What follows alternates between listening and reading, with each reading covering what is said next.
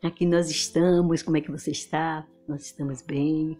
Vamos continuar a falar do ministério de David Wilkerson na sua última parte. E vamos ver o seu ministério e sua última ênfase. Um homem de Deus separado pelo Senhor para revolucionar o Brooklyn. Não é aquele lugar de desordem, de tristeza, de morte. Não é? Deus o usou para salvar vidas. E o que é que nós temos feito também com a salvação que Deus nos deu? Estamos passando adiante, estamos revolucionando vidas, que possamos estar meditando na vida desse homem, seu ministério. Então nós vamos ver que ele vai desenvolver ainda um trabalho entre os pastores, com pastores e esposas, isso a partir da década, na década de 1990. Então ele foi guiado pelo próprio Espírito Santo para estar animando pastores e cônjuges por todo o mundo, para que estivessem tendo em suas vidas a renovação da paixão por Cristo. Vamos nos reanimar por essa paixão, por fazer a obra, por glorificar o nome do Senhor, desenvolver o nosso chamado diante do Pai. E ele vai falar o que ele vai declarar, que tenho sido ele mesmo, palavras de David, tenho sido um evangelista por 50 anos, mas eu não queria pregar aos pastores até que tivesse o cabelo grisalho, até que tivesse pastoreado verdadeiramente. Agora, depois de 15 anos, de pastorado, ele vai estar compartilhando dores e dificuldades do seu ministério e ele vai falar aquilo que o Senhor vai liberar através dele para essas vidas. Desse momento em diante, a cada ano, ele dedicou tempo para viajar por todo o mundo para realizar conferências. Em setembro de 2005, ele esteve aqui pertinho, ele e seu filho Gary, Em 2005, ministraram em Santiago do Chile, para pastores e esposas. Como homem de Deus e esposas, toda uma família pode estar envolvida na obra de exaltar o nome do Senhor, ser fortalecido pelo Senhor. Abaixo nós vamos estar deixando a página do seu ministério na internet. Estejam visitando e conhecendo mais.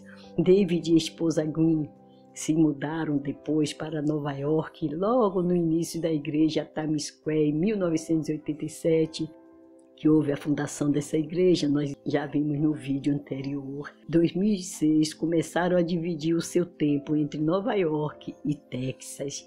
Eles tiveram 4 filhos, 11 netos. A ida agora, nós vamos ver também a ida de David para o lar celestial. Todos nós um dia partiremos daqui, se Jesus não voltar antes. E chegou o dia 27 de abril de 2011, enquanto ele estava dirigindo, para o leste, pela Rota 175 no Texas, em companhia da sua amada esposa. Ele cruzou, Wilkerson cruzou para a pista contrária e colidiu de frente com um caminhão com um reboque, lá nos subúrbios de Kearney, cerca de 95 quilômetros ao sudoeste de Dallas. A informação foi dada e ficou registrada assim, que ele estava sem um cinto de segurança, então ali mesmo ele foi declarado morto. Sua esposa, porém, que estava usando o cinto de segurança, teve apenas ferimentos leves. Ele estava com 79 anos de idade.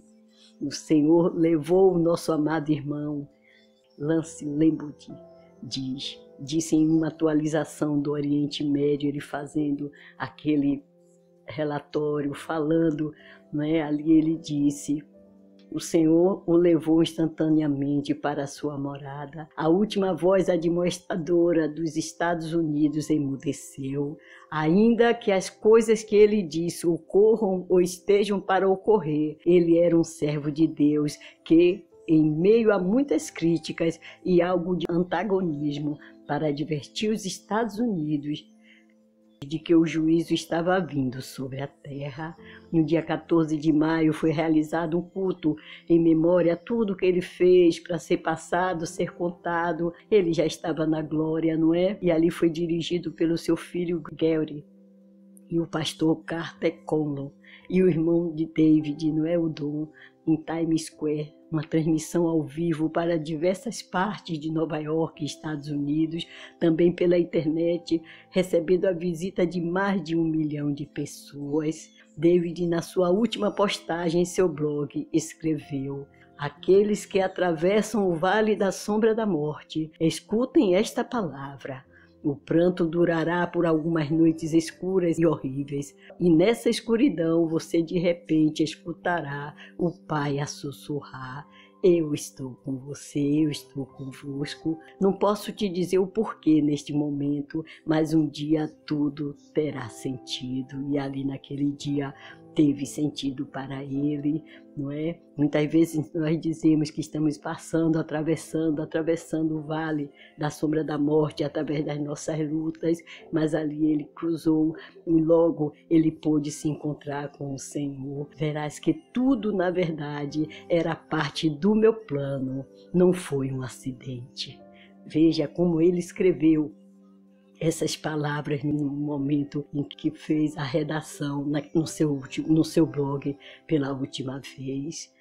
Tributo ao pai espiritual, aqui vamos ver Nick Cruz, aquele que nós falamos e deixamos o link para que os irmãos estivessem assistindo, ainda está aqui embaixo abaixo do vídeo, que você pode estar vendo, assistindo o vídeo acerca da história dele, como ele pregou ali para aquelas gangues e como Nick Cruz se converteu no filme A Cruz e o Punhal. Então aquele que foi o mais notável convertido de David foi Nick Cruz, nós já sabemos disso, e ele agora é um pregador também internacional entre os marginais, sendo salvo para salvar, não é verdade?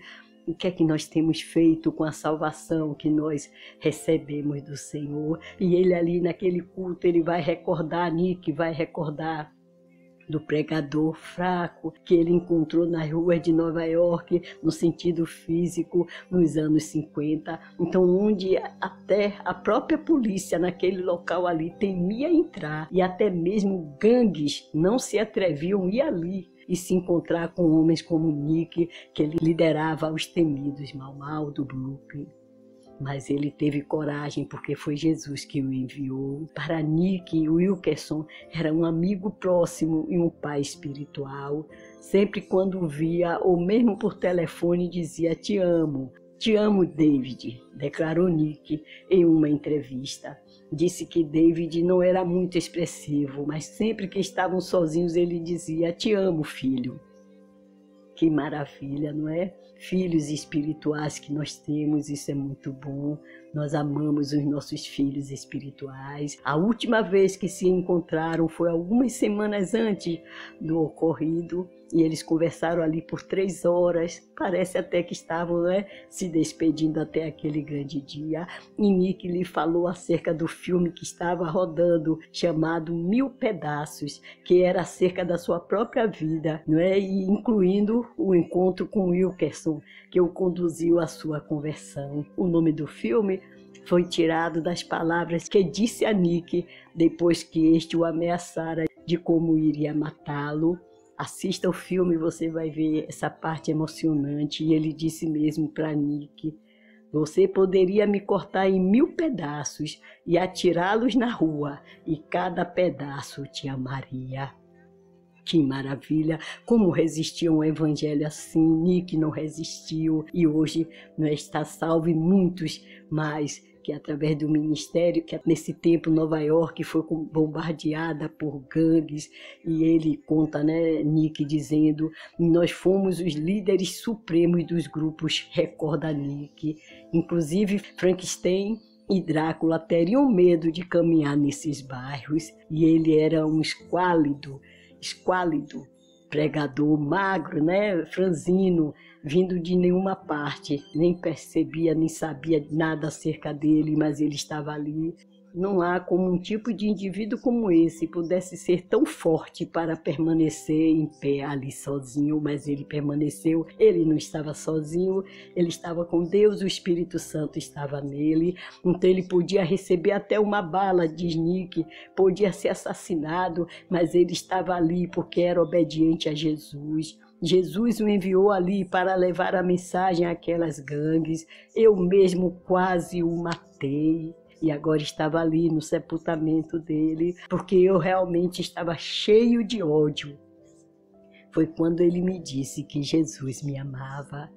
Para esse familiar seu, esse vizinho, esse colega cheio de ódio, diz para ele que Jesus o ama, Jesus vai mudar essa vida, como mudou a vida de Nick e de tantos outros. Mais tarde, quando já podiam conversar, David disse para Nick que quando chegava ao desalento, logo pensava nele, de como o alcançou, e o seu espírito se levantava novamente e esquecia toda a dificuldade, aquelas dificuldades que veio na vida de um homem, de uma mulher de Deus.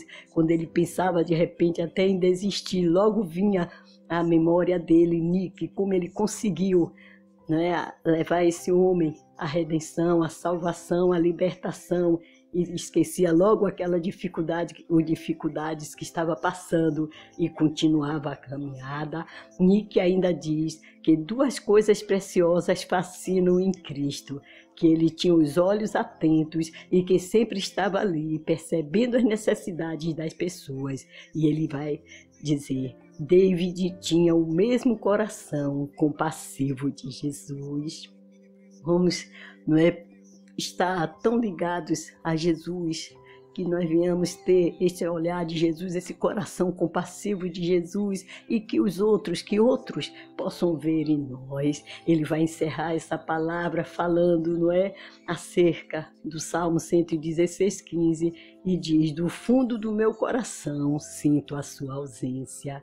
Mas nós sabemos que um dia, nós todos nos encontraremos. Glorificado e exaltado seja o nome do Senhor Jesus. Entregamos, Pai, nas tuas mãos, ó Pai, o que nós ouvimos aqui acerca desse homem de Deus, desse homem que abandonou aquele interior, Senhor Deus, e saiu e foi pregar a tua palavra e ganhou vidas para o Senhor, e uma vida tão importante, que nós possamos estar assim também, Senhor Deus, fazendo, realizando a tua vontade, salvando vidas, ganhando vidas para o teu reino. Entregamos em tuas mãos os teus servos que também agora conosco já ouviram a primeira parte, estão ouvindo a segunda parte, e agora, Senhor, também decide ser um exemplo para aqueles que não são teus servos, para que possam ver nele esse olhar, nesse teu servo, o olhar compassivo de Cristo, o coração compassivo de Cristo, e que possam todos que nós estivermos pregando se arrependerem dos seus maus caminhos e receberem Jesus como Salvador. Entregamos as necessidades dos teus servos e cremos que uma a uma e todas estão sendo supridas pelo Senhor. Nós pedimos e agradecemos em nome de Jesus. Amém. Não deixe de ler abaixo ainda do nosso vídeo, acerca do legado, no finalzinho transcrito de um texto, no nosso vídeo abaixo, para que você entenda um pouquinho mais acerca do legado dessa vida. Amém? Fica com Deus. Deus abençoe a todos, no nome de Jesus. Com amor em Cristo, missionária auxiliadora Freitas.